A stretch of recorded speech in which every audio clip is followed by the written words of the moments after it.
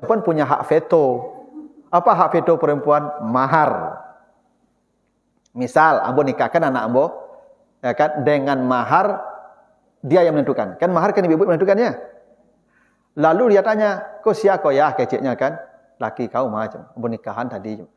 Maharnya, tanyalah mahar kenyol kan? Mahar kau minta, Pajero 3. Anak ambo minta Pajero 3. Dia nak taluk dan bola pak, tak taluk dan bola Pajero 3 lepak.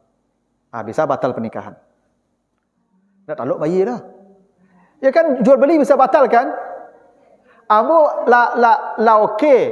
Tiba-tiba nak bayi dia nyuruh harga barang lah. Batal tak? Ya sama. Ibu kalau ingin memveto pernikahan, minta memang ada hadis Nabi, murahkanlah mahar walaupun dengan sebuah cincin besi. Tapi itu konteksnya laki-laki yang miskin yang memang lah ingin bana menikah daripada maksiat. Itu tuh konteksnya tuh. Tapi konteks yang normal ibu jen. Untung rumah ibu tak terdengarnya kau ibu. Sehingga dulu yang murah lo mahar rumah ibu nya ibu. Itu. Dek sekatiko tu alom mau sampai lagi kini baru mau sampai dah.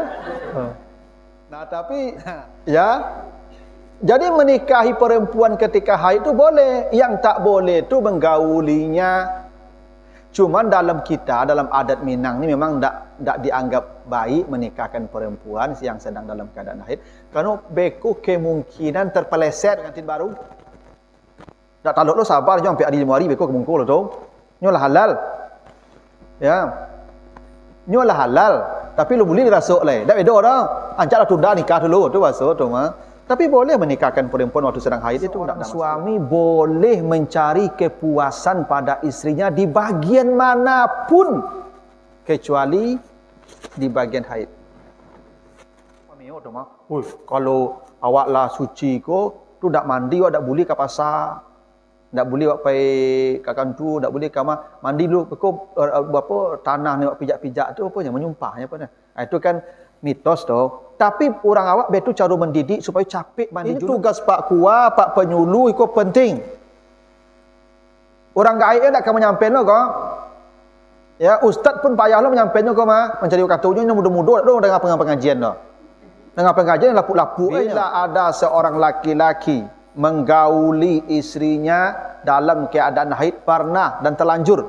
Dia terlanjur menggauli istrinya dalam keadaan haid, maka mestilah dia bersedekah 1 dinar.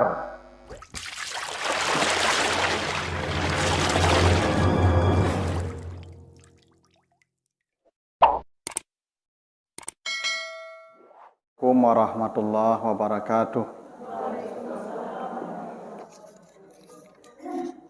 Alhamdulillahi rabbil alamin. Assalatu wassalamu ala asrafil anbiya'i wal mursalin wa ala alihi wa ashabihi ajmain. Bapak, ibu-ibu sidang taklim An-Nisa. Saya selalu bapak-bapak, ibu-ibu ya harusnya ibu-ibu An-Nisa. Tapi karena bapak-bapak hadir terpaksa sebut juga bapak-bapak dan ibu-ibu An-Nisa gitu. Iya, kalau haruskan ibu-ibu jamaah An-Nisa, benar ya. Tapi kalau bapak-bapak, ibu-ibu jamaah An-Nisa, itu kurang pas. Tapi tak apa-apa karena bapak-bapak ini ya ingin hadir karena memang persoalan ibu-ibu tidak bisa dilepaskan dari tanggung jawab bapak-bapak. Harusnya kalau pengajian soal ibu-ibu, bapak-bapak yang wajib hadir. Kira-kira gitu. Karena persoalan ibu-ibu pasti terkait dengan persoalan bapak-bapak. Nah, Bapak Ibu yang saya muliakan, pagi ini kita akan bahas perkara haid. Walaupun ibu-ibu yang haid, tapi bapak-bapak hukumnya nanti ke bapak-bapak itu.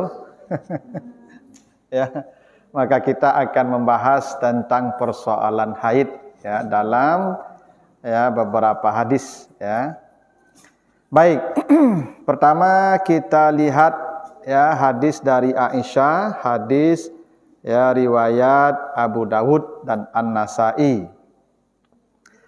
Anna Fatimah binta Abi Hubash kanat tustahadu.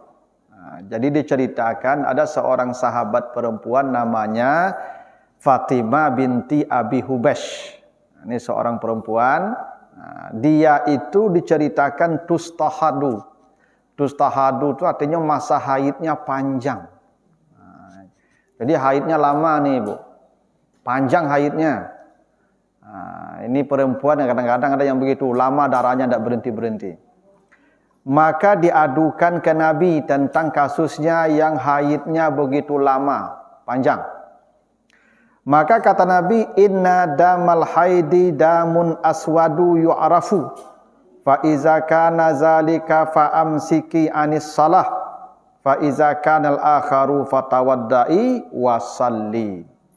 Kata Nabi, sesungguhnya darah haid adalah darah yang berwarna hitam yang kamu kenal.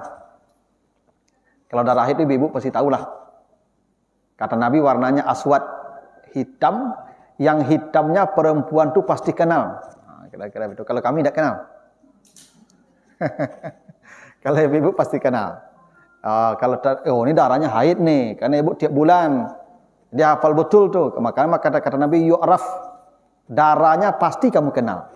Hitamnya itu pasti kamu kenal. Bila darahnya berwarna hitam seperti yang kamu kenal, maka tahanlah dirimu dari salat. Jadi selama warnanya hitam dan warnanya itu ibu ketahui ini memang haid, maka perintah Nabi tahan dirimu dari salat. Tidak boleh salat, haram hukumnya. Ya, tapi nanti kata Aisyah, kami tidak disuruh mengqada salat itu, tapi puasa ya. Tahan dirimu dari salat. Bila warnanya sudah tidak lagi seperti yang kamu kenal, maka kata Nabi, berwuduklah dan salatlah. Jadi kalau ibu-ibu misalnya darahnya tidak berhenti, lah panjang, lah lama, masuknya dan darahku tidak habis-habis. Maka kata Nabi, kalau warnanya sudah tidak lagi seperti yang kamu kenal, kamu berwuduklah dan salatlah. Itu artinya tidak semua darah itu disebut darah haid. Ada kalanya perempuan itu, mohon maaf nih, ya mengeluarkan darah tapi sudah wajib salat. Kalau warnanya sudah tidak lagi seperti yang ibu kenal darah itu. Nah ini kemudian dijelaskan lagi dari hadis ya Humnah binti Jahsy. Ini sama kasusnya. Dia juga masa haidnya panjang, kuntu ustahad. Kata Humnah, saya juga istihadah, maksudnya panjang haidnya. Lalu kata Nabi kepada Humnah binti Jahsy, hadis Bukhari, fatahayyadi sittata ayyam aw sab'ata ayyam sumagtasili. Haidlah engkau 6 hari atau 7 hari, kemudian mandilah. Jadi ini menjadi dasar oleh para ulama untuk menetapkan haid yang standar maksimalnya itu 6-7 hari. Walaupun ada perbedaan pendapat di kalangan beberapa mazhab, misalnya Hambali, misalnya Syafi'i dan Maliki, itu maksimal 15 hari. Karena Syafi'i ini hati-hati ibu. Jadi kalau dalam mazhab Syafi'i itu 15 hari maksimal haid. Lebih 15 hari maka ibu wajib salat. Kalau dalam mazhab Hanafi ada 10 hari. Jadi batas 10 hari. Kalau sudah tidak berhenti darahnya, hari yang ke-11 dia wajib salat. Kalau dalam mazhab Syafi'i dan Maliki, hari yang ke-15 atau hari yang ke-16 dia wajib salat.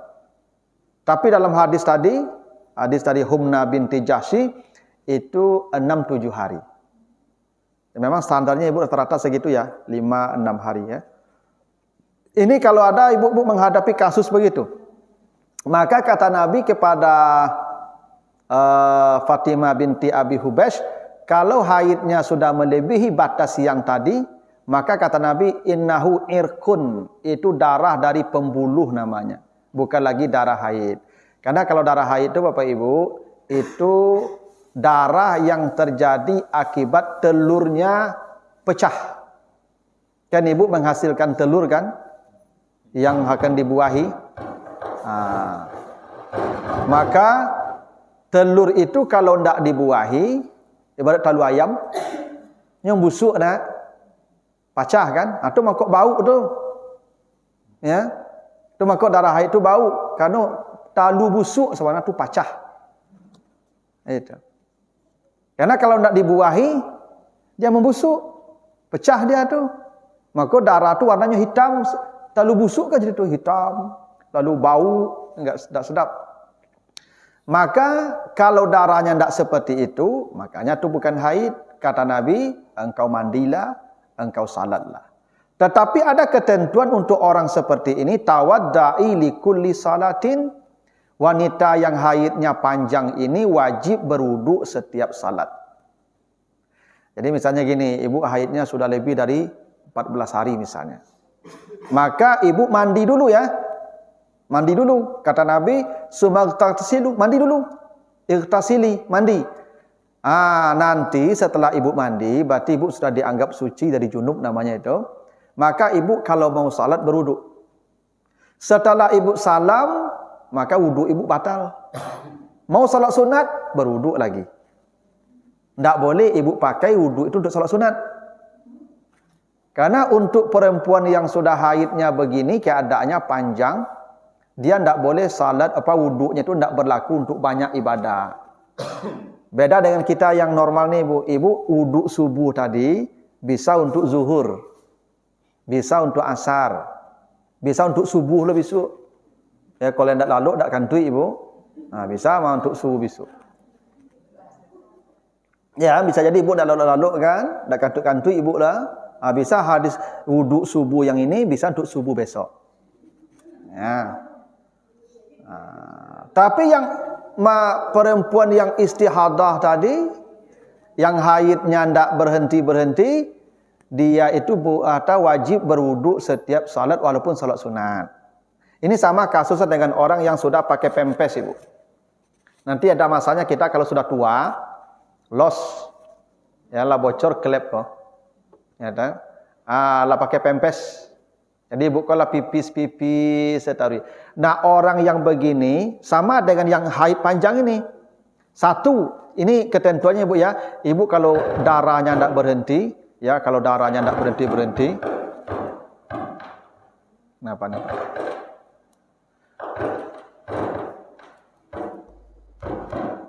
Bapak Ibu kalau darahnya tidak berhenti, dia punya ketentuan sama dengan pipis yang tidak berhenti tadi. Satu, dia tidak boleh berwudu jauh-jauh sebelum waktu salat datang. Kalau yang normal sekarang ni Ibu, kita bisa wudu untuk zuhur mulai hari ini. Mulai saat ini Ibu sudah boleh berwudu untuk zuhur. Tapi yang istihadah, yang darahnya tidak berhenti atau yang pipis yang tidak berhenti tadi, Ibu baru boleh berwudu setelah waktu salat datang. Ya. Lah datang waktu salat Ibu boleh berwudu. Dengan catatan Ibu mengganti dulu pembalutnya atau pempesnya. Ya. Ganti pempesnya, ganti pembalutnya, Ibu berwudu, setelah berwudu Ibu langsung salat. Kalau Ibu salat sunat, ganti lagi, wudu lagi. Ya. Jadi tidak boleh salat sunat. Sebab kata Nabi, tawadda'i li kulli salatin, setiap salat ulang wudu. Makanya ibu-ibu yang sudah istihadah ini, maksudnya yang darahnya tidak berhenti, bisa jadi kan ada rahimnya bermasalah Ibu ya. Maka ibu yang begini, dia itu ya tidak boleh berwudu jauh sebelum salat, dia ganti pembalutnya, setelah berwudu dia hanya salat wajib saja. Jangan salat sunat Ibu. Kalau salat sunat Ibu boleh, tapi ulang lagi wudu. Ya, ganti lagi pembalut Ibu. Maka Ibu yang seperti ini salat wajib saja, habis salam Ibu, maka wudu Ibu habis, Ibu dianggap tidak suci lagi itu. Kalau Ibu mau salat sunat, ganti lagi pembalut Ibu, wudu lagi, salat lagi. Itu boleh. Nah, sama juga orang pipis panjang-panjang itu Ibu ya. Jadi dia sebelum wudu, sebelum salat, dia waktu salat datang berwudu, ganti dulu wudu, salat langsung. Selama salat itu pipis mengalir atau darahnya mengalir, itu dimaafkan Allah. Tidak masalah lagi itu. Selama pipis, sama juga orang kantui. Ada orang kantui kalau tidak berhenti dia Bu, kantui panjang saja. Wudu kantui dah. Lah, iyalah tidak ada remnya lah. Bisa jadi di usia tua kita nanti kita begitu Ibu. Ya, bisa jadi kita nanti kalau sudah tua ada masanya begitu, ya batuk kantui ya kan. Ya. Kalau ada orang-orang yang seperti itu, dia berwuduknya ketika waktu salat datang. Habis itu dia langsung salat wajib. Habis itu selama dia salat itu kantuk-kantuk, ya dimaafkan Allah, tidak apa-apa. Ya tapi saran saya, kalau lata kantuk-kantuk itu tu jangan ke masjid semayang naik. Beko orang tak tahan orang beko loh kan. Ya kalau mengerti orang kau sawak la blong rem kau kan. Kau nak mengerti je bah. Kajang-kajang yang digalak beko kantuk belakang kantuk je panjang kan. Laka menggaduh orang ya semayang namo tu mah. Kalau lah situ tu di rumah salah lah. Sakit namo tu mah. Sakit tu tak masalah lah itu. Pahala berjamaah tetap diberikan Allah. Nah, jadi itu ketentuan kalau perempuan itu disebut ya dengan istihadah. Darah haid yang tidak normal. Jadi normalnya darah haid dari hadis tadi 6-7 hari. Itu maksimalnya. Walaupun dalam mazhab Syafi'i 14 atau 15 hari. Dalam mazhab Hanafi ada 10 hari. Nah, kalau memang darahnya tidak berhenti, maka mandi lagi. Wajib mandi dulu. Setelah mandi berwuduk untuk salat langsung. Dan tak boleh berwuduk jauh-jauh sebelum waktu salat datang. Setelah salam, maka ibu berhabis lagi wuduknya. Kalau mau salat lagi, ganti lagi dan berwuduk lagi. Ini sering nih ibu-ibu, ketika awak merawat orang gaib awak, kanyolah tua bangka. Kebanyak kau? Lapa pempesnya. Ya. Ibu-ibu yang pempes tu, ya sebenarnya orang yang pakai pempes ibu tidak perlu juga disuruh berwuduk lagi, suruh tayamum saja, ganti tayamum saja. Karena dia sudah sakit. Ya, tayamum habis itu dia salat, tapi tayamum pun sekali tayamum satu salat kan? Tidak boleh juga untuk beberapa salat kan? Itu ketentuannya kalau dia sudah disebut perempuan yang istihadah. Ini ada kejadian kalau ibu-ibu ada gangguan di di rahimnya. Ya, biasanya ada kanker apa segala macam tuh. Biasanya ada darah-darah yang tidak berhenti keluar itu. Ya. Nah, hadis berikutnya dari Anas bin Malik, annal yahud kanat iza hadatil mar'atu fihim la yuakiluhum faqala an-nabi isna'u kulla syai'in illa nikah. Ini hadis Muslim ya. Orang-orang Yahudi kata Nabi, bila istrinya haid, bila istri mereka haid, maka istri itu diasingkan. Mereka tidak makan dengan istrinya, tidak minum dengan istrinya, tidak tidur bersama istrinya, tidak bicara dengan istrinya. Orang Yahudi begitu ibu. Karena haid itu dianggap kutukan. Maka dalam keyakinan orang Yahudi, perempuan itu yang haid itu sedang mendapat kutukan. Maka dia diisolasi. Bahkan dalam sejarahnya ibu ada sebagian yang dimasukkan ke kandang ayam, ke kandang kambing. Ya, untunglah ibu tidak orang Yahudi ke, orang Yahudi rasa ibu. Dulu pada itu perempuan-perempuan haid dimasukkan ke kandang ayam, ke kandang kambing itu, dan tidak boleh menatap mata mereka. Ya, begitu orang Yahudi kata Nabi. Jadi orang Yahudi kalau istri mereka haid itu diasingkan seperti seperti orang yang kena penyakit kutukan. Ya, begitu diisolasi lebih dari corona. Ya, jadi perempuan haid dalam tradisi Yahudi itu lebih daripada orang kena penyakit yang menular itu. Tapi kata Nabi tidak begitu. Isna'u kulla syai'in illan nikah. Kalau istrimu haid, engkau lakukanlah apapun yang engkau hendak melakukan kepadanya kecuali nikah. Nikah maksud itu berhubungan suami istri. Jadi kalau perempuan haid, lakukan sesuka hatimu kepadanya. Makan bersamanya, minum bersamanya, ya bersenda gurau bersamanya, tidur bersamanya, berpelukan dengannya, tidak apa-apa. Yang tidak boleh itu an-nikah, bergaul, hubungan suami istri, itu yang tidak boleh. Jadi an-nikah ini bukan akad nikah ya. Memang kadang-kadang ada orang memahami hadis ini dilarang menikahkan perempuan waktu tidak dilarang tuh ibu. Wanita yang sedang haid itu boleh dinikahkan sah. Kenapa? Karena wanita itu tidak mesti hadir di tempat pernikahan. Yang mesti hadir itu wali dan mempelai yang akan ijab kabul serah terima barang. Bisa tidak jual beli salam ibu? Barang di gudang. Penjual dan pembeli transaksi di luar gudang. Boleh tidak? Boleh. Kan ijab kabul transaksi itu antara pemilik ayah dan pembeli suami. Ambo nampak dia ambo laki-laki ni legak saleh pe ibu, anak gadi ambo ada di rumah kan. Tu mau panggil Mariang, ang lain mau nikah jo anak dan. Ko fotonya. Oh, lain pak. Ambo panggil saksi langsung tu mah. Lah ambo nikahkan saya nikahkan engkau dengan anak saya terima menikahkan anak bapak. Sah. Langsung bapak pulang laki-laki ke lain. Tiba rumah bertanya anak gadi ambo siapa kau ya? Laki kau macam lah boleh tu boleh. Sah. Itu boleh pak. Tak mesti dikasih tahu. Karena anak gadis itu milik ayahnya. Kalau milik ayahnya kan sesuka hati ayahnya. Dan ayahnya tak mungkin mencelakai anaknya. Tak mungkinlah saya mencelakai anak perempuan saya. Dengan kasih sayang, sarawat saya celakakan dia. Tentu saya pilih yang terbaik untuk dia. Pasti itu. Cuman dianya yang tak tahu. Karena anak-anak yang seperti itu yang muda-muda tu dia bapak ibu dia belum punya ini. Makanya cintanya buta. Enggak, cedik kambing rasa coklat dia nyo. Itu. Makanya untuk anak-anak gadis, Pak Ibu, bapaknya yang memilihkan suami untuk dia. Tidak dia. Kecuali janda. Kalau janda minta persetujuan dia. Tidak boleh begitu. Bu, janda yang punya pengalaman. Nyolah tahu yang baik yang buruk untuknya. Kalau yang tidak gadis, lu itu. Maka anak gadis kau tidak perlu minta persetujuan dia. Walaupun dalam beberapa mazhab, ia minta setuju juga.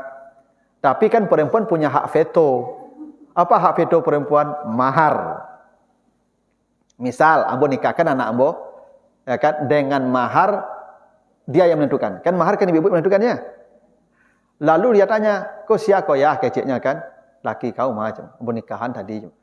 Maharnya, tanyalah mahar kenyo kan? Mahar kau minta, Pajero 3. Pajero 3 macam tu. Bak kecik ambo ka minantu ambo ko, anak ambo minta Pajero 3. You nak taluk dan bola pak. Tak taluk dan bola Pajero 3 pak. Bisa batal pernikahan. Bisa. Nak taluk bayi dah. Ya kan jual beli bisa batal kan? Ambo la okey. Tiba-tiba nak bayi dia harga barang lah. Batal tak? Ya sama. Ibu kalau ingin memveto pernikahan minta mahar tinggi. Itu caranya. Itu kenapa mahar tu haknya perempuan, bukan hak wali, Ibu. Mahar itu haknya ibu-ibu. Dan disitulah hak veto ibu. Untuk menerima dia atau tidak. Kalau dia tidak sanggup bayar mahar, berarti mundur. Berarti batal pernikahan nanti. Kan belum digauli. Kalau belum digauli kan bisa batal pernikahan, tidak apa-apa. Tidak masalah. Jadi ibu-ibu makanya mahar tu jangan seperangkat alat salat juga. Rugi, Bu. Seperangkat alat salat tu ragu itu. Ibu kalau menikah minimal itu Avanza, minimal, ndak Innova. Ya, ndak kok perangkat alat salatnya. Itu. Iya, memang ada hadis Nabi, murahkanlah mahar walaupun dengan sebuah cincin besi. Tapi itu konteksnya laki-laki yang miskin yang memang lah ingin bana menikah daripadanya maksiat. Itu tuh konteksnya tuh. Tapi konteks yang normal ibu jangan murah mahar. Ibu tuh nilai ibu tuh. Ibu kan dijual sabana tu mah. Orang akan menikmati ibu dalam tanda kutip, dia akan menikmati ibu. Ibu akan menyerahkan harga diri ibu, apa mahkota ibu kayaknya tu mah. Tak bisa ibu ambil murah itu, mahal itu. Tapi untung rumah ibu tak terdengarnya kau ibu. Sehingga dulu yang murah lo mahar rumah ibu nya ibu. Itu. Dek sekatiko tu alom mau sampean lagi kini baru mau sampean dah. Nah tapi ya jadi menikahi perempuan ketika haid itu boleh, yang tak boleh tu menggaulinya. Cuman dalam kita dalam adat Minang ni memang tak dianggap baik menikahkan perempuan yang sedang dalam keadaan haid karena beku kemungkinan terpeleset. Namanya pengantin baru. Tak taluk lo sabar je sampai hari Januari beko kemungkul tu. Nyolah halal. Ya. Nyolah halal, tapi lu boleh dirasuk leh. Dak beda dah. Ancaklah tunda nikah dulu tu masuk tu mah. Tapi boleh menikahkan perempuan waktu sedang haid itu tidak ada masalah. Yang tak boleh tu menggauli dia. Nah, jadi Bapak Ibu, perempuan yang haid kata Nabi boleh engkau lakukan apapun yang kau inginkan kepadanya selain daripada bergaul. Itu boleh. Tidak ada halangan ibu. Boleh. Bahkan hadis Aisyah menceritakan, kana Rasulullah ya'muruni fattaziru Fabashiruni wa ana haidun. Ini hadis Bukhari Muslim ini. Rasulullah itu menyuruh saya memakai pakaian dalam tanda ini pakaian tipis lah. Ya, tipis. Lalu beliau mendekatkan kulitnya ke saya dan saya dalam keadaan haid. Ini hadis ini kadang-kadang agak susah saya menjelaskan, tapi beginilah bahasa sederhana. Seorang suami boleh mencari kepuasan pada istrinya di bagian manapun kecuali di bagian haid. Itu salah ibu. Susah pun menjalinnya. Karena ibu-ibu kau ada yang tak mengerti apa kau lah garuk gatanya kan ya. Haid boleh loh, tak betul loh ibu. Makanya kalau coba ibu kalau baca nanti di surah Al-Baqarah 222 ya. Al-Baqarah 222. Yas'alunaka 'anil mahid. Mereka bertanya kepadamu tentang perempuan haid. Katakanlah perempuan haid itu azza, dia sakit. Dalam pengertian haid itu penyakit kerana telurnya pecah, sakitnya tu. Itu maka ibu-ibu ketika haid itu emosi, sensitif, pemberang itu. Kan ibu sedang tak sehat. Ya, tak sehat ibu tu. Ketika haid itu ibu pemberang tu, ketika haid itu, sakit tu. Enak. Fisiknya sakit, jiwanya sakit, rohaninya sakit. Kan ibu tak salat kan? Tak beribadah kan? Ibu ketika tak berzikir, tak beribadah, setan dakik je ibu nak. Itu maka pemberang ibu ketika haid tu, setan dakik je ibu. Kerana marah-marah tu dari setan kata Nabi. Al-ghadabu minas setan, marah tu dari setan tu. Itu maka ibu-ibu yang sedang haid tu faham sepaknya sedang tak sehat, setan sedang dakik je nyo. Itu makanya berang-berang tu. Jadi kalau ibu kau berang-berang ketika haid pak, itulah bukti setan sedang dakik je nyo. Tu. Ya harus pahamnya begitu. Nah, dia azza, penyakit kata Allah. Darahnya pun azza. Darah haid tu ibu, itu sarang bakteri, kuman, penyakit, talu busuk, pecah. Itu kok tak boleh didekati. Maka kata Allah, fa'tazilun nisa fil mahid. Maka jauhi perempuan bukan haid, tapi fil mahid. Mahid itu Bapak Ibu dalam bahasa Arab namanya isim makan. Kalau haid darahnya. Kalau mahid tempat darahnya. Allah mengatakan jauhi perempuan fil mahid. Ditampik darah itu jauhi. Selain tampik darah cubuh. Bebas. Yang ditampik darah tu jangan fil mahid namanya. Tak ada masalah. Ibu mau bantu suami dengan cara apapun boleh. Ya? Yang tak boleh tu fil mahid. Di tempat haid tu yang tak boleh. Makanya kata Allah ada aturan juga ya. Sampai mereka suci. Fala taqrabuhunna hatta yathurna. Jangan kau dekati perempuan itu sampai mereka suci. Kalau suci boleh dekati. Dan jangan kau gauli fa iza tataharna fa'tuhunna. Kalau mereka sudah mandi, maka datangilah mereka. Ini ada aturannya, Pak. Jadi mendatangi istri yang haid itu mandi dulu. Tak boleh perempuan belum mandi didatangi. Allah sebut mendekati mereka boleh kalau sudah suci, tapi mendatangi mereka iza tataharna. Itu maka saya katakan ibu-ibu, kalau darah ibu berhenti misalnya maghrib, berarti habis maghrib darah ibu, mandilah malam tu. Bakok betul Ustaz, yo kasihan apa-apa, ya kan? Ni apa aku lah nanik saya bertanya, alah lun, nah, lun, ya. Alah lun, ibu kau alah kan, pinjau dek balik mandi, lun je. Ibu apa-apa juga begitu. Ini penting nih Pak. Mohon maaf nih, zaman kini kau Bapak Ibu, pelajaran begini tidak sampaikan di sekolah nih Ibu ya. Cobalah Ibu cek di sekolah Anda ada materi ini, tidak ada. Di masjid-masjid pun tidak ada pengajian yang begini nih Bu. Ya, karena dianggap ini perkara yang mungkin tidak terlalu penting disampaikan. Tapi serius. Kenapa seriusnya? Banyak laki-laki atau apa-apa atau muda-muda kok tidak sabaran ibu. Begitu darah berhenti langsung dia eksekusi. Tidak boleh. Ya toh. Harus mandi dulu. Ya toh. Tu makanya ibu-ibu memang segera mandi. Kan ada pepatah orang apa ya? Aduh pameo tu mah. Kalau awak lah suci ko, tu dak mandi awak dak boleh ke pasar. Dak boleh awak pai ke kantu, dak boleh ke mandi dulu. Kau apa tanah ni awak pijak-pijak tu apa nya menyumpahnya apa nya. Itu kan mitos tu. Tapi orang awak betul cara mendidik supaya capek mandi junub. Supaya kalau junub kalau sudah mandi capek. Karena banyak persoalan di situ nanti. Ya termasuk soal kami. Gitu. Ya, tapi coba Abu bayangkan kalau misalnya ya ibu ada yang haidnya sampai 7 hari yang tadi ya.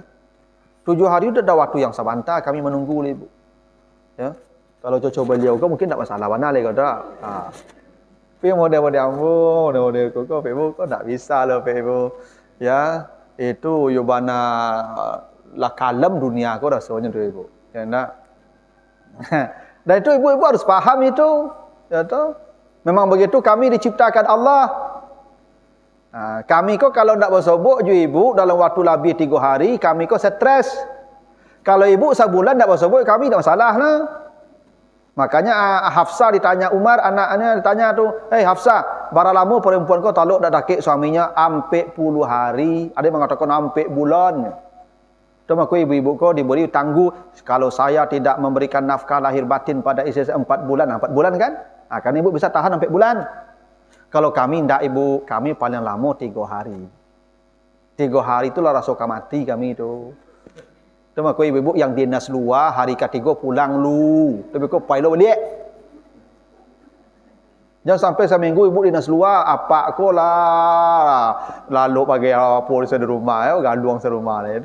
Tak boleh tu. Tolong sampaikan ke Pak Kepala ni, Pak Kabak, Pak Kasubak. Ibu-ibu yang dikasih dinas luar hari ketiga pulang dulu.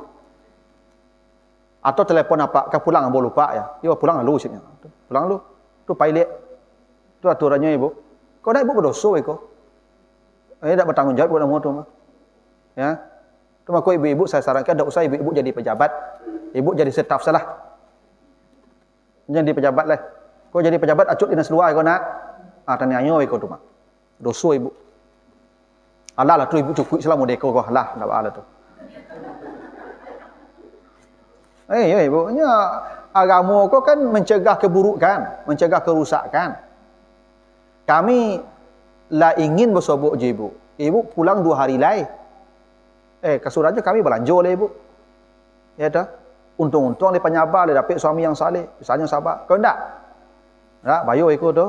Makanya ibu tak usah jadi pejabat. Kau ada tawaran jabatan, ambo bertugas melayani suami ambo, Pak. Ya. Ibu kalau ada perintah atasan bisa tak ibu tolak?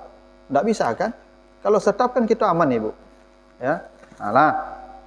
Jadi Bapak Ibu kata Nabi begitu. Aisyah tadi bercerita, ya saya ketika haid itu disuruh pakai baju tipis dan Nabi mendekatkan tubuhnya ke saya.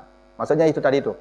Seorang suami bebas melakukan apapun kepada istrinya ya toh, selama tidak di al-mahid di tempat haid. Ini tolong ini sebenarnya ibu tugas saya ini Pak Kua, Pak Penyuluh, penting ini menyampaikan ke calon mempelai. Penting Pak. Hei, angku besok kalau haid orang rumah tak boleh berhubungannya, haram. 1. Boleh berhubung kalau lah mandi orang rumahnya. Apa kecil lo kadang pedusi awak kalau haid wala kariang mandi capek ya. Ya Pak. Itu aturan agama Pak. Ini tugas Pak Kua, Pak Penyuluh itu penting. Orang gaib tak akan menyampaikan lo kok. Ya, ustaz pun payah lo menyampaikan kok mah. Mencari katanya yang muda-muda lo dengan pengajian lo. Dengan pengajian lapuk-lapuk aja. Lapuk-lapuk apa perlu kau dinyo kau labi haidnya mah tak ada lah. Nah, harusnya ada mendengar pengajian materi kau ada SMP, SMA tu nang nikah, nang kuliah tu nang lapuk-lapuk tak perlu kau dinyo kau. Tapi minimal Bapak Ibu tolong Bapak Ibu sampaikan. Ya nak, terutama Pak Kua, Pak Penyuluh, ya toh kalau ada pengantin baru nikahnya calon mempelai itu tolong ikut yang kita sabui kenyo. Ya. Bawa dosanya mereka orang rumahnya mohon maaf nih berhenti darahnya sore atau maghrib tu. Orang rumahnya dek malih mandi kan lanjut saja berhubungan bu. Dosa kan? Karena kata Allah, kapan dia boleh mendatangi istrinya? Faiza tataharna, kalau istrinya sudah mandi. Fa'tuhunna, baru kau halal mendatangi dia. Banyak aturannya tu. Mungkin bisa jadi ibu-ibu kau cok terlongsong dulu zaman dulu. Zaman jahiliah dulu kan terlongsong Wah kini lah gaib mesti kini gua. Ya dah. Nah tobat sih ibu lah. Langsung aja dia dapat akal itu.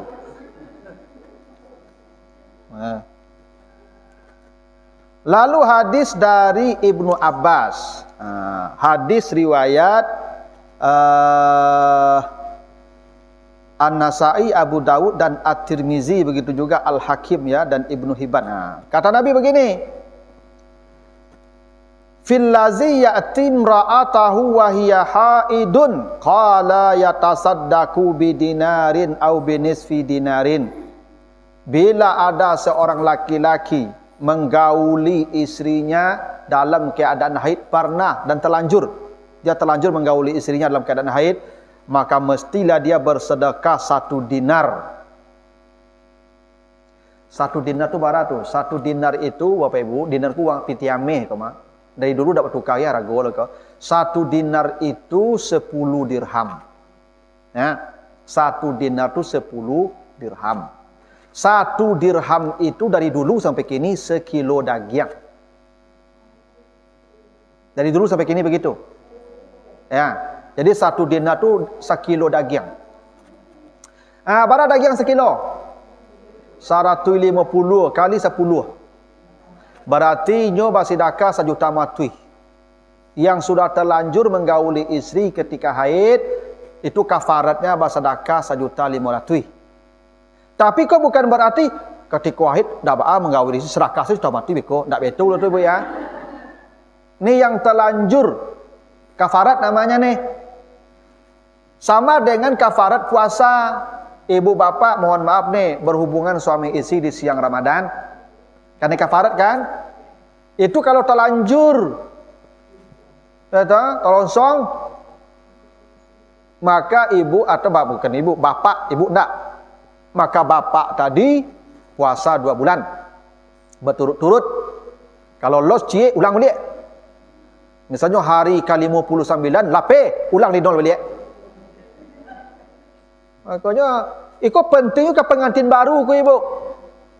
Orang kini banyak menikah di puasa nak.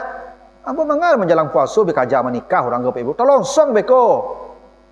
Makanya ibu-ibu yang punya menantu yang menikah menjelang puasa tu calik-calian siang tu. Kok ke kamarnya pacian gitu ibu. Ini awalnya mendekati ibu. Ya nak. Kan Nabi Adam dilarang jangan mendekati pohon kan? Bukan jangan kau makan pohon. Allah tak mengatakan jangan kau makan buah pohon, dan itu jangan kau dekati. Sebab mendekati itu beko makan beko tu mah. Ia perlu tu ibu. Kalau ada yang pengantin baru siang hari itu jangan dakik-dakik. Mendakik tu beko lalu beko. Setan dah ada dakik-dakik. Oh nyu lalu beko tu mah. 2 bulan puasa tu mah baturut-turut ibu dak gara-gara lo tu. Ya, batal sehari ulang balik. Ya, 2 bulan berturut-turut. Tapi hebatnya yang wajib puasa tu apa asalnya? Ibu enggak.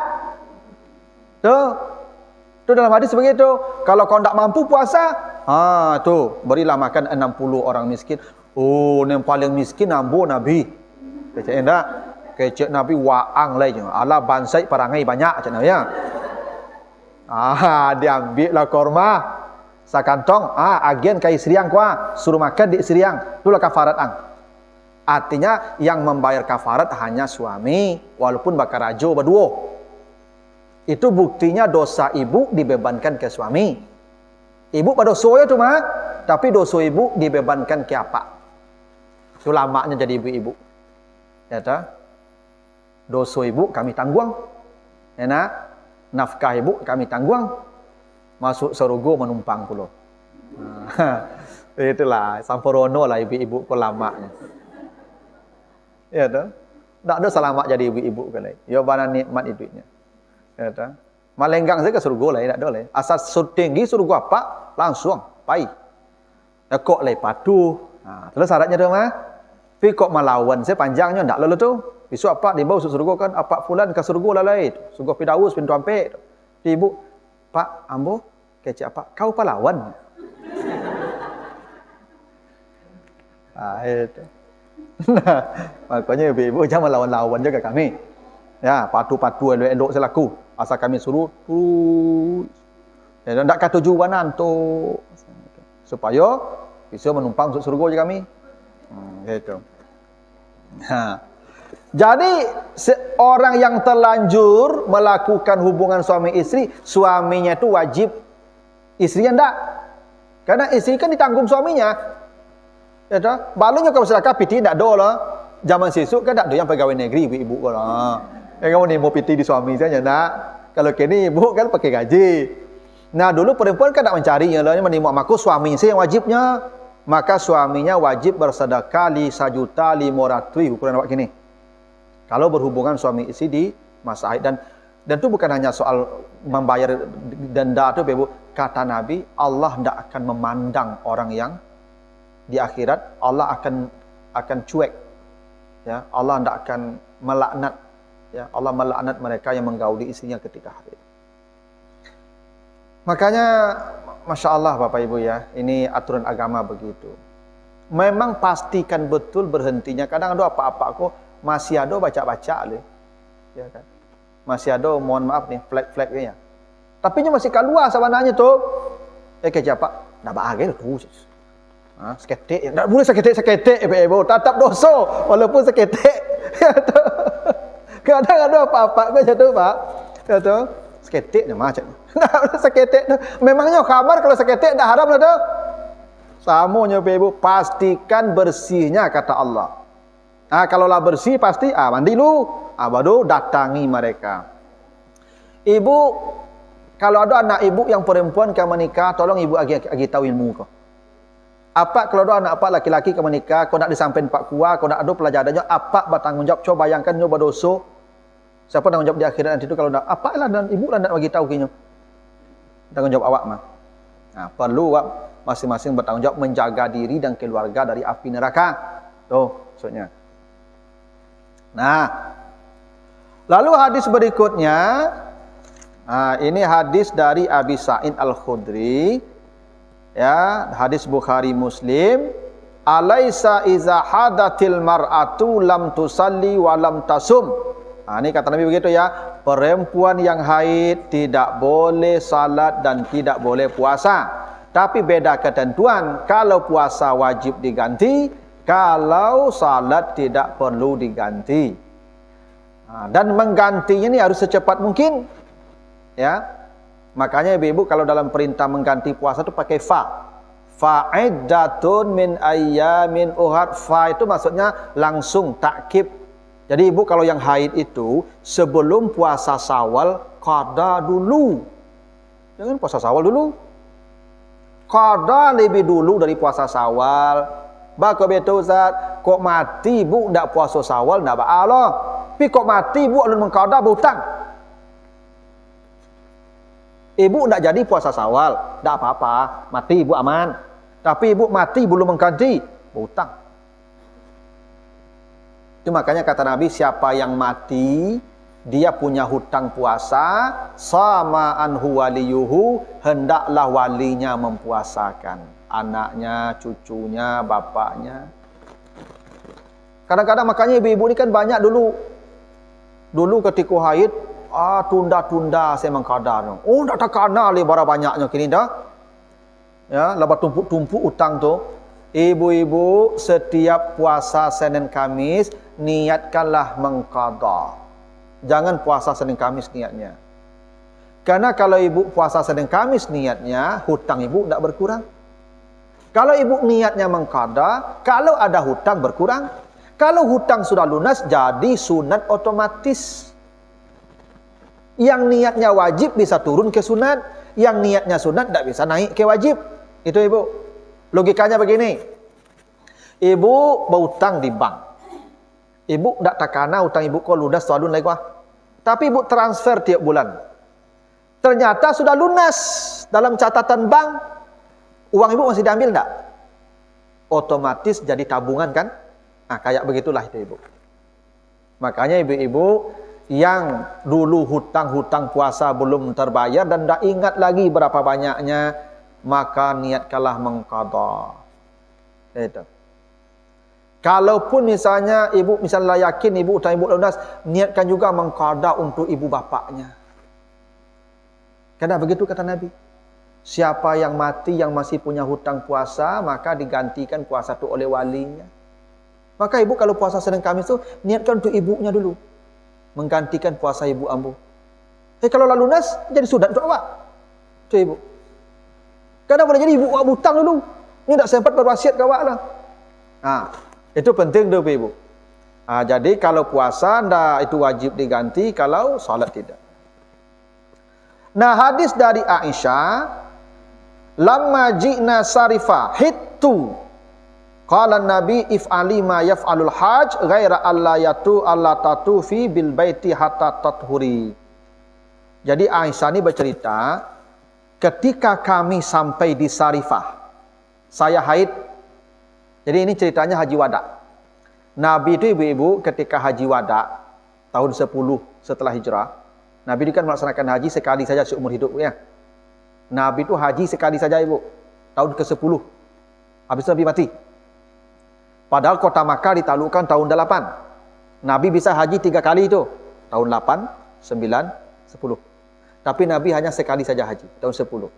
Memang alasannya ada, alasannya Nabi sibuk menerima orang-orang untuk memeluk Islam. Kan ketika penaklukan kota Makkah, wa ra'aitan nasa yadkhuluna fi dinillahi afwaja. Jadi tahun 8 dan 9 itu sibuk Nabi menerima orang-orang yang hendak masuk Islam. Sehingga Nabi menunda haji. Dan haji Nabi sekali saja. Itu makanya Bapak Ibu, haji berkali-kali itu bukan tidak bagus. Cuman Nabi contohkan sekali saja. Kalau umrah Nabi ada 3 kali. Tahun 8 Nabi umrah, tahun 9 Nabi umrah, tahun 10 itu Nabi umrah. Karena haji Nabi haji kiran di haji wada. Ya. Di haji wada itu Nabi itu hajinya haji kiran. Maka Nabi menyembelih onta sebagai hadiu, ya, sebagai denda. Nah, ini ketika haji wada, Nabi bawa semua istrinya. Ada 8 orang itu. Semua dibawa Nabi, kecuali yang tinggal tu Saudah binti Zam'a dan Zainab binti Jahsy. Selebihnya dibawa Nabi. Karena istri Nabi belum haji. Haji pertama juga. Setelah itu Nabi tidak membolehkan istrinya haji. Jadi ketika Nabi haji wada, setelah tahun ini kalian jangan lagi pergi haji. Nah, kan jadi istri Nabi pun hajinya sekali juga tuh ibu. Ya. Nah, Saudah binti Zam'ah tidak ikut karena sudah tua. Karena Saudah itu umurnya sudah lebih 70 tahun. Sebab Saudah binti Zam'ah ini ibu-ibu dinikahi Nabi ketika usianya 66 tahun setelah Khadijah wafat. Jadi ibu, setelah Khadijah wafat, istri pertama Nabi setelah Khadijah itu namanya Saudah binti Zam'ah. Saudah binti Zam'ah ini dinikahi Nabi saat usianya 65 tahun lebih. Seumur dengan Khadijah. Jadi jangan ibu kira Nabi itu mati Khadijah menikahi Aisyah langsung. Nah, yang dinikahi Nabi itu orang tua namanya Saudah. Saudah kok merasai duitnya ibu. Merasai banyak duitnya. Jadi jiwanya halus. Nah, karena Nabi punya anak yang masih belia namanya Fatimah. Fatimah kok masih gadis kecil. Masih gadis. Maka Fatimah perlu sosok ibu pengganti Khadijah. Saudah lah penggantinya. Jadi Nabi itu Pak menikah setelah Khadijah mati. Bukan untuk dirinya tapi untuk anaknya. Itu hebatnya Nabi itu Pak. Nabi menikahi Saudah bukan untuk dirinya. Untuk Fatimah. Itu anaknya. Nah, jadi memang jangan dicela Nabi itu poligami. Ternyata istri Nabi yang pertama itu yang gaib loh, jando loh ibu. Tua. Itu pengganti yang mak untuk anaknya, tidak pengganti istrinya. Nah, kadang apa-apa kan. Rata-rata penggantinya lebih muda pada mati nak. Ya enggak ibu? Kalau mati istrinya, rata-rata apa aku mencari pengganti lebih muda daripada mati nak. Harusnya semua yang mati itu. Tuh. Nah, itu. Jadi Saudah tidak ikut, Zainab tidak ikut. Lalu Aisyah bercerita ketika saya sampai di Sarifah, ini sebelum ke Makkah nih, saya haid. Kok di jalan haid, kok haji, kok ihram kok. Karena ihram tadi di Zulhulaifah. Ya, sudah ihram semua. Sudah niat ihram, sampai di Sarifah saya haid. Maka kata Nabi kepada Aisyah, lakukan semua yang dilakukan jamaah haji, kecuali tawaf di Baitullah sampai engkau suci. Jadi orang haid tak ada masalah. Sa'i boleh, wukuf boleh. Yang tak boleh itu dia masuk Masjid Haram tawaf. Jadi orang-orang perempuan itu kalau memang haidnya misalnya cuma 4-5 hari, tak usah pakai obat penunda haid. Karena perempuan haid itu boleh melaksanakan ritual haji kecuali tawaf di Baitullah, karena di masjid. Dia boleh wukuf, dia boleh sa'i, dia boleh melontar, dia boleh mabit. Ya dah. Cuman dia awak kan Bapak Ibu kalau disiko kan dia gi ubek penunda haid nak. Ya dah. Sebenarnya tak perlu. Ya. Cuman ibu-ibu kan kalau pergi haji tak dikasih obat penunda haid, beko tak sempurna, tak maksimal beribadah nah. Artinya banyak ibadah-ibadah yang tak terkerajuan beko tu. Mungkin ibu-ibu dengan alasan tu pakai obat penunda haid itu sebenarnya boleh aja. Cuman tak perlu. Kata Nabi, lakukan semua yang dilakukan jamaah haji kecuali tawaf.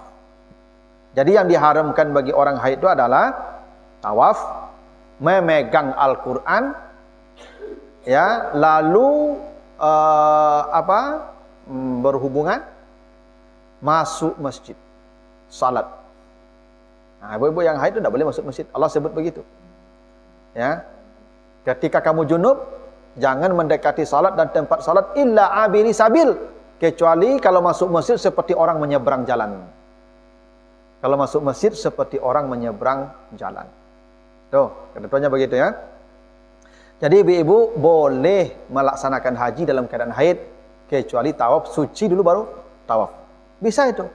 Ya kecuali memang batas waktu haji kau memang ketat. Mungkin haji kau mungkin seminggunya. Ya enggak? Kan bisa jadi haji kau seminggu Pak Ibu. Tanggal 7 tiba di Makkah misalkan, tanggal 8 lah ihram, tanggal 9 lah wukuf. Lalu pulang ke Indonesia lah. Kalau begitu tundalah, pakai lepel. Tapi tidak mesti Bapak Ibu ya menunda haid itu, karena orang haid tidak dilarang haji. Kecuali yang dilarang itu tawaf kata Nabi. Oke, lalu hadis berikutnya, ini hadis terakhir lah Ibu dah. Ini kalau ada pertanyaan selain ini saya persilakan. Hadis dari Ummu Salamah. Kanatin nufasa taqudu ala ahdin Nabi ba'da nifasiha arba'ina yauman.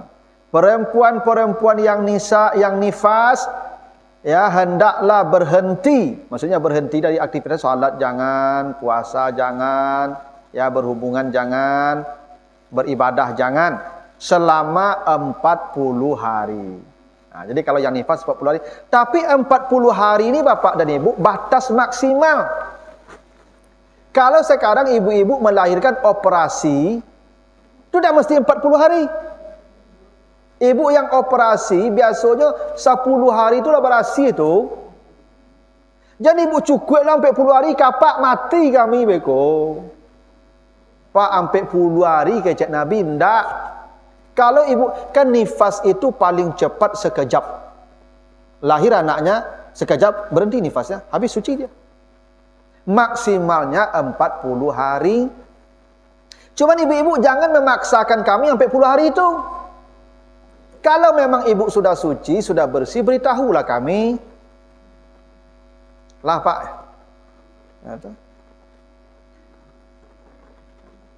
Bu, kami kok rajin bertanya ibu. Ya kan, Allah, ya. Lun. Itu. Maka zaman siswa ada betongnya jagung lah. Ya. Buat batu pe ibu. Tak batu dalam hari itu tiap hari bangkit batu tu mah. Betongnya batu kemah 20 lai. Mulai hari lai kan panjang tu pe ibu tu. Ya, kalau zaman kini ke pe ibu nak pakai operasi, ndak mesti 40 hari. Kan prinsipnya suci. Ya kan Ustaz habis melahirkan. Ya kalau habis melahirkan itu kan soal teknis saja itu. Ya kan dia agak-agak lah. Jalan garogo-pogo, saya kawan sakit pada itu. Itu soal teknis saja itu. Tapi jangan ibu-ibu memaksa kami harus sampai 10 hari. Sampai 10 hari itu batas maksimal. Gitu. Nah, begitulah ibu-ibu ya. Persoalan haid ya, yang haid ini walaupun ibu yang haid tapi implikasi hukumnya ke kami laki-laki ini. Maka ya semua orang harus memahaminya agar dia tidak menjadi maksiat di masa-masa yang ya, ibu diberikan keringanan dalam ibadah. Itulah kenapa ibu-ibu disebut kurang agama ya. Perempuan diciptakan kurang akal dan kurang agama. Kok kurang akal, tidak boleh jadi saksi. Perempuan boleh jadi saksi kan? Saksi laki-laki. Ya, itu salah satu kurang akalnya. Bakal kurang agama, nyo punya haid, nyo punya nifas, nyo melahirkan, nyo menyusui, ibadahnya banyak yang tidak maksimal, yang terhenti. Laki-laki tidak ada masa itu. Maka ibadah ibu seketiknya atau mau menumpang masuk surga jo kami. Aduh. Tuh. Maka menumpang masuk surga jo kami itulah tuh di ibadah ibu seketik. Paling-paling ibu beribadah yang maksimal kalau ibu jujur mungkin setelah anak lah kadang-kadang. Lah SMP anak ibu baru ibu beribadah maksimalnya nak. Ketika sajak menikah sampai anak-anak SMP itu ibadahku asal jadi situ. Ya toh? Ah tu makanya menumpang jo kami. Asalkan lepas tu ke kami. Begitulah Bapak Ibu-ibu. Ada pertanyaan enggak Ibu-ibu sampai sini? Silakan Ibu.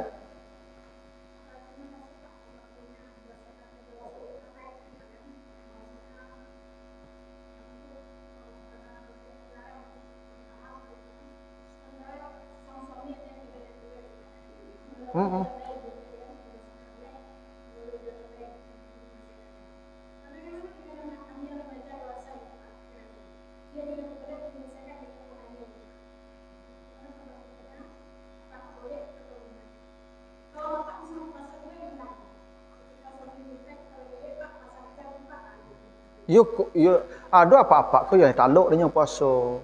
Tapi ada yang nak taluk dia lebu. Nak taluk lebu mati dengan kau lagi. Kalau begitu ibu bantu menyelesaikannya. Ya boleh, tak apa-apa. Mohon maaf mungkin pakai tangan, mungkin pakai anggota tubuh ibu yang lain. Itu soal kita tahulah bagaimana kita harus membantu beliau. Ya toh. Itu kata Nabi kan begitu, ma fauqal izar. Halal seorang laki-laki mendatangi istrinya selama yang di atas izar. Izar itu kamban. Selama yang di atas kamban boleh. Yang bawa kamban tidak boleh. Ya. Memang begitulah ibu. Memang suami istri itu kan begitu saling menenangkan. Kami kan litas kunu ilaiha. Kami mau menikah ibu supaya kami tenang. Itu tujuannya kami pun kalau tidak bosobok ibu, kami tidak tenang lah ibu. Ibu yang bisa menenangkan kaminya. Ibu pandai cara menenangkannya, pak caranya lah.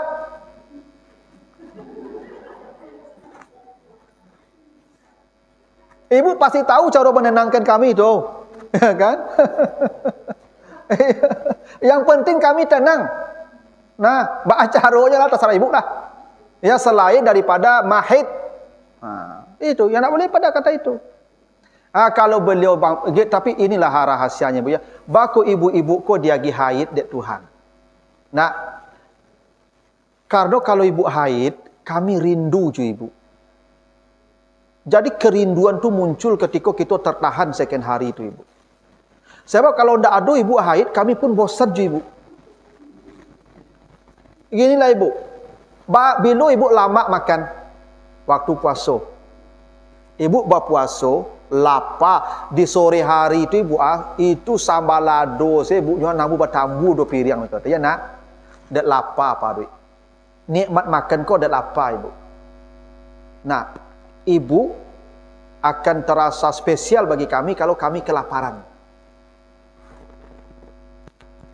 Masa haid itu masa kami lapar tuh ibu, buas tu makuk hari babuko tu yo bana yo Kau lulu saya sadonya dak ibu. Dak makan tu babuko tu cerita ibu ya. Yo bana dak nyokunya le ibu, nyolulu kadang saya sadonya le. Kan ulah lapar bana.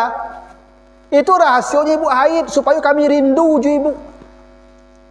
Makanya laki-laki harus paham ini aturan Allah. Maka bersabarlah dulu. Puasalah dulu tadi itu. Supaya berbukanya enak.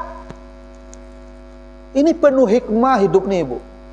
Cuma laki-laki kadang-kadang tak betul dah belanjonya pe ibu. Kan tak sehat nak boleh tu. Awak disuruh puasa supaya menikmati berbuka nanti. Aku buku tengah hari tu lama beko sore leh. Ya tu. Itu rahsianya tu. Cuman ada laki-laki ni mohon maaf ibu, kan tingkat hormon kita tak sama. Kalau model-model beliau kok ibu lah turun hormon beliau kok tak masalah. Model ambo kok ibu masih di persimpangan baru kok. Tak bisa. Mungkin maksimal 3 hari ibu bisa bertahan, tapi lebih daripada itu tak bisa itu. Apalagi masih muda-muda lagi. Maka dibantulah menenangkan dia. Kan tujuan litaskunu ilaiha. Nah, yang persoalannya anak-anak muda. Itu kenapa Nabi panggil ya ma'syaras syabab, wahai anak-anak bujang. Syabab itu ibu usianya 20 sampai 25. Itu syabab. 25 namanya rujul. Di bawah 20 namanya fata. Di bawah itu lagi namanya gulam. Nabi panggil anak muda yang usianya 20 tahun, segeralah menikah. Nabi itu menikah sudah 5 tuh. Bapak Nabi itu ibu Abdullah menikah usia 22 tahun. Saya menikah umur 23 ya. Kenapa segera menikah? Itu persoalannya. Karena kata Nabi, yang paling banyak menggiring orang masuk neraka itu al-famu wal-farad. Mulut dan farad. So makanya ibu, jangan anak-anak bujangku sudah melamunya menikah ibu. Dia punya kebutuhan. Pasti dia menempuh jalan yang tidak baik untuk menyelesaikan kebutuhan dia. Ada? Nah, kalau dia menikah, mohon maaf ibu, kalau dengan tangan istri halal. Walaupun tangan istri halal. Itu. Makanya memang ibu-ibu kalau anak-anak waktu lah mulai dewasa, lah umur 20 kata itu suruhlahnya menikah lah. Menikah. Jangan tunggu lu kayu mapan botol lu menikah. Tak betul lu ibu. Allah perintahkan ingkanu fuqara yughnihumullah. Kalau kamu miskin, menikahlah, Allah mengayakanmu. Konsep dalam Al-Quran itu ibu, menikah dulu baru kaya. Bukan kaya dulu baru menikah. Kalau kamu miskin, kata Allah, menikahlah, Allah kayakan kamu. Dulu ambo mau nikah umur 23 tahun, bu miskin ambo ibu. Lama nikah bu, lah beranak dulu, miskinnya bu citu ya ibu. Tapi alhamdulillah lah, miskin bersama pada miskin surang rajak lah miskin bersama ibu. Ya enggak? Ya enggak ya kayu ambo loh, tapi ya dulu ambo ciko, kini ambo ciko kan dulu ambo ciko surang merasai surang. Kini ambo merasai dapat 3 beranak, ancaklah merasai bersama pada merasai surang wak. Ya enggak? Makanya Bapak Ibu, anak-anak tu kalau dah tamat kuliah, tanya oleh seleronya dia, "Angka menikah enggak?" "Nikahlah ya." Dia menikahnya. Kerajo beko lah kerajo tu ya. Nikah lu ya. Bu orang kalau menikah, ibu ni lah bertanggung jawab langsung tu mah. Tapi kalau dia menikah lah ni enggak santai-santai ya baru. Ya dah, dia bisa mengerengek orang gaeknya, bisa. Tapi kalau menikah enggak usah mengerengek malai. Menikah tu mempercepat tanggung jawab orang tu Bapak Ibu. Ya Bapak Ibu kamu. Ya, di samping dosonya pun. Makanya kalau sudah menikah, separuh agamanya sudah selesai. Tinggal separuh lagi agamanya mau diurus. Zaman sisuk perempuan-perempuan menikah umur 7 balik, sampai balik ya nak. Sehingga mak anaknya banyak-banyak sampai 10 sampai sebalik anaknya dah. Kalau mau sampai balik lah menikah. Bisa beranak tiap sekali 2 tahun tu mah. Kau menikah lah umur 35 bagai kan? Itu tak banyak dapat lah. Tenaga nak do lah. Ibu. Ya makanya capek menikah tu. Di samping awak kalau menikah capek tu ibu, ya ketika produksi itu awak punya kekuatan. Kalau lah 35-40 lah berisiko beko tu. Ya nak? Memang rahasia aja begitu. Di samping awak bisa punya anak banyak. Karena Nabi membanggakan perempuan yang punya anak banyak. Kata Nabi, menikahlah dengan perempuan yang suka beranak banyak. Saya bangga dengan perempuan yang suka beranak banyak tu, Cik Nabi. Dia kau dapat ibu kau minta tambah taruh, tambah lah pak, tambah itu kau dapat meritua. Dak membana panjang je lu, alah pak taluk lah dak betul lah. Harusnya ibu kau minta tambah. Sampai taluk di mahnya dapat lapak membana dapat kali tu. Ya tu. Ya. Karena Nabi bangga perempuan yang punya anak banyak itu, yang suku punya anak banyak tuh. Nah, gitu Pak. Jadi yang anak-anak kita tuh makanya yang belum mampu menikah kata Nabi, perbanyaklah berpuasa. Karena puasa itu junnah, ya, wijak, ya, puasa itu benteng. Tapi kan tak bisa you puasa tu hari je ibu. Kau akan makan je kan, kau buku je kan. Habis kau taruhlah siang antuknya malam, ibunya. Ya Pak Ibu. Siang bisa antuknya, malam lah beko. Ya makanya perlu ditenangkan. Yang menenangkan kami itu hanya perempuan. Makanya Ibu kalau pergi jauh-jauh pasti kami gelisah. Pasti kami kacau balau. Itu dari awal saya kecewa berkali-kali tadi itu. Ibu tak boleh dinas luar aku lama-lama. Paling lama 2 hari. Hari ketiga Ibu tenangkan apa lu. Lah tanangnya pai lo balik. Ya kan? Nah, itu aturan agama Ibu ya. Nah, kalau Ibu mencuba melawan itu ya nanti Ibu bermasalah lah di akhirat. Gitu. Cukup lah, Ibu. Ada lagi Ibu? Oh, masalah onani. Ya itu tadi itu. Kan tak boleh. Yang boleh itu dengan tangan istri saja. Dengan tangan istri boleh. Ya. Nah, makanya puasa sarannya kan.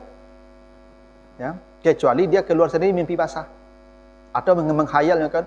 Saya menghayal-hayal kan oh keluar, enggak apa-apa. Ya, tapi kalau dengan usaha itu enggak boleh. Ya, enggak boleh. Itu makanya pilihan yang paling real, yang paling realistis itu nikahkan secepat mungkin. Itu jalan yang paling hebat. Saya tidak tahu Ibu, kenapa diatur menikah itu harus sekian. Sekarang berapa diatur Pak pernikahan? Syarat minimal menikah sekarang berapa Pak? 20? 18? Ah, 18 sudah ideal lah itu. Walaupun sebenarnya perempuan itu boleh menikah usia 9 tahun. Karena 9 tahun itu sudah balik. Haid. Reproduksinya sudah siap dibuahi itu. Umur 9 tahun. Tapi itu mungkin belum bisa mendidik anak dengan baik kalau dia melahirkan. Maka mungkin agak dimatangkan, tidak apa-apa. Coba Ibu bahasa, Masya Allah. Cubalah cari anak-anak awak pergaulan SMP, SMA Ibu. Takui awak jadinya Ibu. Tabana takui awak. Anak-anak SMP itu Ibu, lah papa lah mamanya tu Ibu. Awak saya tak papa mama lah Ibu. Ini lah papa mama tu Ibu. Ya bayangkan Ibu tu. Dasar pergaulan anak-anak kini Ibu. Pakai HP kan? Ya tak? Mahasiswa aku Ibu dikontrak-kontrakkan tu kini kau punya pakai auto, pakai Honda. Masya Allah di kafe-kafe. Ngeri. Ngeri. Maka pernikahan yang bisa menyelamatkannya. Saya tuh Ibu, di satu sisi ya, saya sering mendorong anak-anak mahasiswa saya tuh, kalau kalian sudah menemukan yang cocok, dan rasanya kalian tidak bisa menahan diri, nikah, temui bapaknya. Ada teman saya Ibu, dulu waktu kuliah, perempuannya semester di bawah dia, semester 3, dia semester 5, seangkatan saya. Dia memang udah tidak bisa lagi menahan diri. Dia temui bapaknya Ibu, laki-laki tadi. Beraninya Ibu, Pak, ambo yo kamu nikah jo anak apa? Kamu itu. Dah tamat kuliah alun ya Pak, ambo semester 5 baru. Tu kamu nikah? Iyo. Tanya kan berusi kok. Iyo Pak. Tu baca ceritanya tu. Iyo belanja pagi tarui.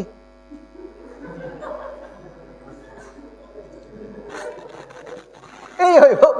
Ya kan? Jadi anak apa pagi belanja tarui, nenek ambo dah gila belanja dia mak ambo tarui. Diko kami kumpul di Padang. Nah, kami serumah. Disetujui dia apaknya Ibu. Masya Allah apaknya itu Ibu. Dinikahi dia apaknya. Dan betul komitmennya. Apaknya normal bagi belanja kena laki-laki. Apak yang produksi pun normal bagi belanja kena produksi. Mereka tinggal di Padang serumah Ibu. Tanang hidupnya Ibu. Tak ada PK bioskop. Tak ada PK taplau. Tak ada. Mereka sudah nyaman Ibu. Tak irit malah. Lah kamar cik berdua. Lah piring cik berdua. Lah periuk cik berdua. Tak irit tu Ibu. Hati lah tanang. Tak ada gelisah leh.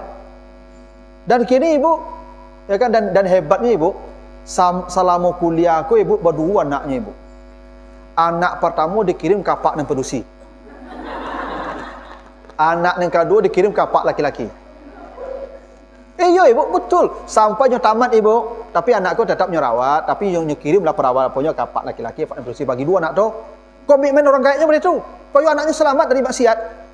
Dan alhamdulillah sekarang dua-duanya jadi guru di muka-muka kini Ibu. Dua-duanya di guru. Memang jalan baik itu Allah mudahkan, Ibu.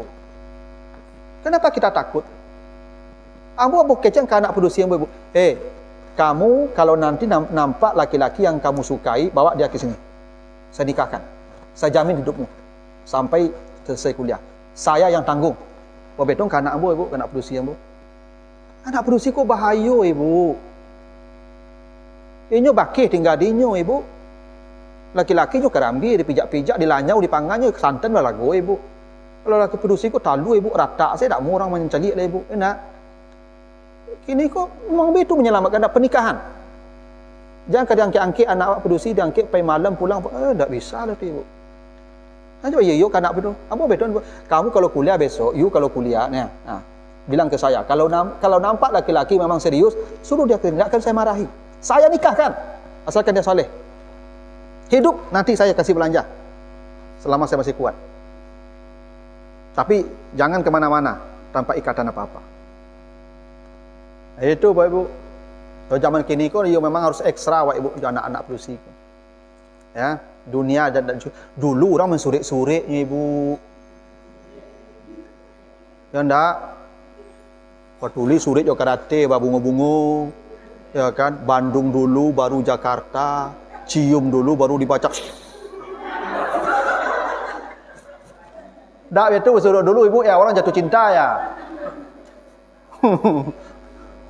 Kini ndak le, Ibu, video call-nya, Ibu.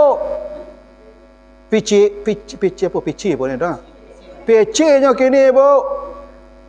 Pana ada mahasiswa, Ibu, tersebar PC-nya ndak babu sana le, Ibu. Nauzubillah, Ibu. Padusi. Mahasiswa Ambo. Tak kacau, Ibu tu. Dulu orang yang surik-surik, Ibu, tu pun pakai kurir lah. Enggak? Dapet surik tu dak tanggung kadang hati, Ibu, bawa ke kamar berkunci, kamar bertunggu tengah malam bacanya. Tak langsung buka le, Ibu, antuk orang sadolo baru buka baca. Dak betul dulu ya. Nama aku dulu orang aman punya anak gadis, Pak. Onda dak do zaman sisuk lah kadang angket nak gadis orang, kamar kadang angket onda dak do lah kau jalan kaki nyo siapa apa abeko. Tibu apa langsung kemang jak paknya. Kalau kini bisa telepon janjian di mana nak. Dunia kini ko jangan buat anggap remeh, dahsyat kini ko, Ibu. Tak kacau dunia kini, Ibu. Itulah persoalan kita. Begitulah Bapak Ibu ya. Mudah-mudahan tak manfaatnya, lebih kurang mohon maaf. Jika ada yang kurang berkenan, subhanakallahumma wa bihamdika asyhadu an la ilaha illa anta astaghfiruka wa atubu ilaika. Wassalamualaikum warahmatullahi wabarakatuh.